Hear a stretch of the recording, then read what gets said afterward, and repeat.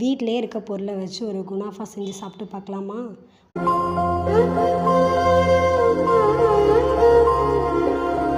ரெண்டே 2 ப்ரெட்டை எடுத்துக்கலாம். அதை சைடெல்லாம் நல்லா கட் பண்ணிக்கிடுவோம். இந்த ப்ரௌன் கலரில் இருக்கிறது ஃபுல்லாக கட் பண்ணி எடுத்துட்டோம் அப்படின்னா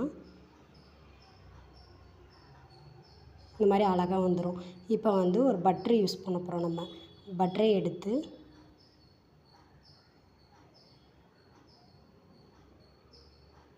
இந்த ப்ரெட்டில் அப்ளை பண்ண போகிறோம்.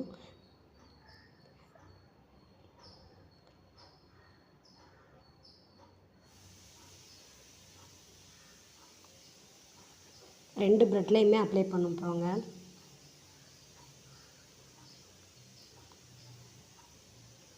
இந்த மாதிரி அப்ளை பண்ணதுக்கப்புறம்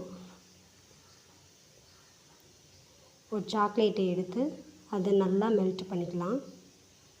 நான் டைரி மில்க் சாக்லேட் தாங்க எடுத்திருக்கேன். அதை அழகாக இதில் அப்ளை பண்ணிக்கிடுவோம். நம்மளுக்கு எவ்வளோ வேணுமோ அந்தளவுக்கு நம்ம அப்ளை பண்ணிக்கலாம். நம்ம விருப்பம்தான்.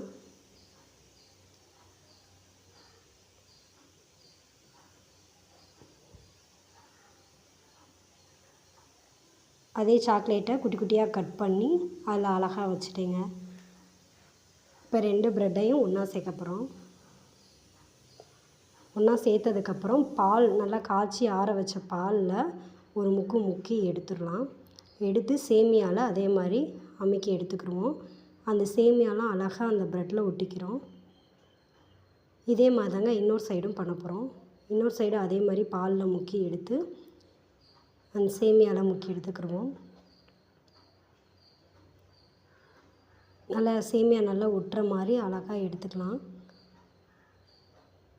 இப்போ ஒரு பேனில் பட்டர் வச்சுட்டு இந்த நம்ம செஞ்சு வச்சதை வச்சு 2 சைடும் டோஸ்ட் பண்ணி எடுத்தோம் அப்படின்னா அவ்வளோ அழகாக இருக்கும். இப்போ சுகர் சிரப் ஆட் பண்ண போகிறோம். நம்மளுக்கு வேணுங்கிற அளவு நம்மளுக்கு எவ்வளோ இனிப்பு வேணுமோ அந்தளவுக்கு சுகர் சிரப்பை ஆட் பண்ணிக்கோங்க. இன்னும் நிறைய ஆட் பண்ணாலும் நல்லா டேஸ்ட்டாக தாங்க இருக்கும். இதை செஞ்சு சாப்பிட்டு பாருங்கள், அவ்வளோ டேஸ்ட்டாக இருக்கும். கண்டிப்பாக ட்ரை பண்ணுங்கள். ட்ரை பண்ணிவிட்டு கமெண்ட் பண்ணுங்கள். உள்ள சாக்லேட்லாம் ஆட் பண்ணதுனால அந்த டேஸ்ட்டே டிஃப்ரெண்ட்டாக இருக்கும். இந்த மாதிரி டேஸ்ட்டு நீங்கள் சாப்பிட்டுக்கவே மாட்டீங்க.